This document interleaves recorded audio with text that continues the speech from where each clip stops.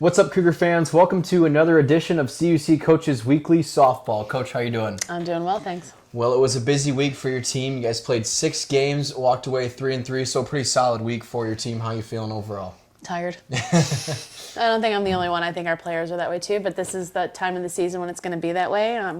But when you play, 3 games in a day that you didn't anticipate, or almost 4 games in a day you didn't anticipate, so it was a really great doubleheader win victory for us as a group yesterday. So. And let's head right to that day on Saturday against Marion. 14 innings in the first game and 11 in the second game, so 25 innings on the day. Like you said, that's more than just 2 games. Mm-hmm. What is the approach there when you kind of get to the 7th, the 8th, the 9th inning and realize, like, hey, we're here for the long stretch? I'm not really sure you have an approach. I think you're just kind of sticking with the game plan that you had originally, and as the game keeps going, that game plan maybe changes a little bit, but not much. I think we did a really good job of utilizing the pitchers that we had. I think we did the same thing in the second game, and I thought you saw our pitchers kind of take steps forward, regardless of what the outcome was. Ashley Schroll and Megan Boska both threw very well the first game, and Emma Borelli came in and shut that game down for us after we were able to score, and she had 2 great innings at the end. And then the second game, we had Eden that started the game, and Callie came in, and she did a great job. Like, she did what we asked her to do. Sometimes, once again, the defense is still figuring out how to play again behind everybody. Emma came back in, and we were able to kind of do what we needed to do. And I know Marion got that one 2-1, but we were down. 7th inning comes up, we scored again, and that it's kind of nice to see that, like, we're not giving up. And I think that that's the competitive nature of what we want our kids to get. So playing games like that, you get tired, but they didn't die. Like, their energy didn't let up. They were in the game the entire way, and they were fun games. Marion's a very good team, and we had some breaks our way, they had some breaks their way. Defensively, they made phenomenal plays, and so did we. So, we just got better. I think Bella started that game. She set the tone in the first inning, and I think from that on, defensively, we're pretty rock on with that. So. And I'll talk about a couple of players specifically in that doubleheader. And one was Bella Archuleta, like you mentioned.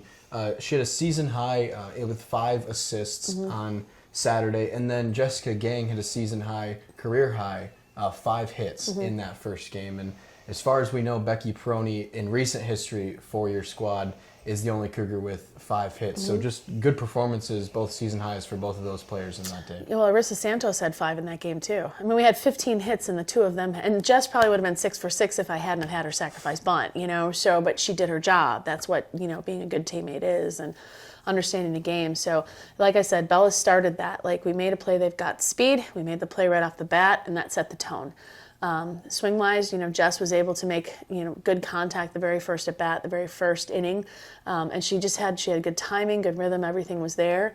Arissa was a quiet 5 for me, 5 for 6. It was very, very quiet. I didn't realize that, until I saw the box scores. But then we had the hits that came through, we had Emily Garcia starting us off again. She's just done a great job in the leadoff spot as a freshman. Melissa Hadzik did a great job with that, and I know I'm pronouncing her name wrong, but I'm not going to try and pronounce it correct because this is how I've been pronouncing it for the last 3 years.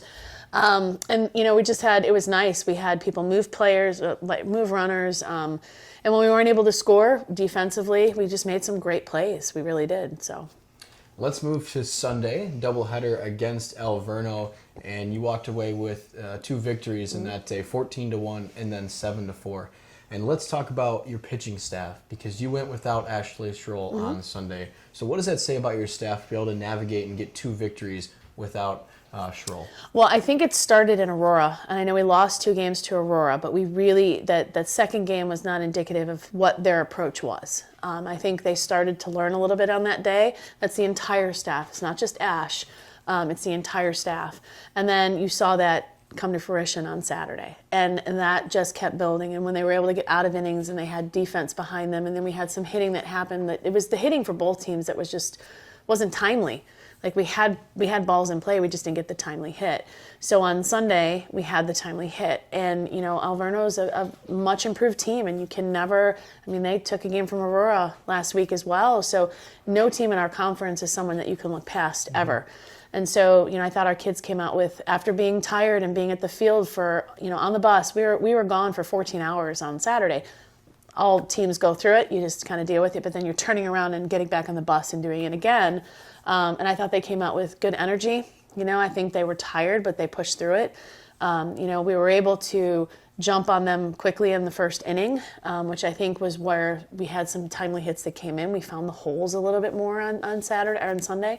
And that equated back into the next game, and we went up 1-0. And they came back 3-1. And our kids are used to kind of coming back. They don't give up, and then we end up winning that game 7-4. So I think our pitchers did a really good job learning, and that started in the Aurora games, and then it built up with the Marion series, and then it kind of came a little bit to fruition on Sunday. We're not done yet though, so they're going to keep learning and keep getting better.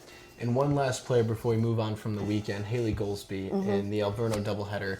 It was a season high for in hits, RBIs, and runs scored. So productive day from her. At the plate. Yeah, she was actually spot on Saturday. Like, she hit the ball hard to people on Saturday, so she was able to find the holes on Sunday, and that's what softball and baseball are. Like, there's a day where you're going to hit the ball right to somebody, and then there's a day where it's going to find the hole, and that's just the way the game is. It's an unforgiving game. That's why you have to really be focused and not let it get to you. And I think she was able to take Saturday and move into Sunday, and we needed that. It's nice to see other people step up and kind of take advantage of that. So Haley did a great job with that.